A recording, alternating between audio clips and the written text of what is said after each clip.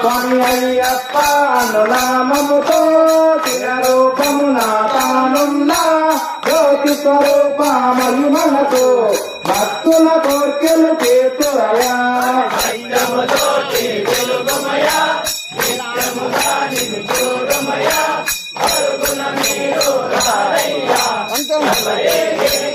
స్వామి పూజకి ముందు తేరాలే మకర సంక్రాంతి చూడాలే.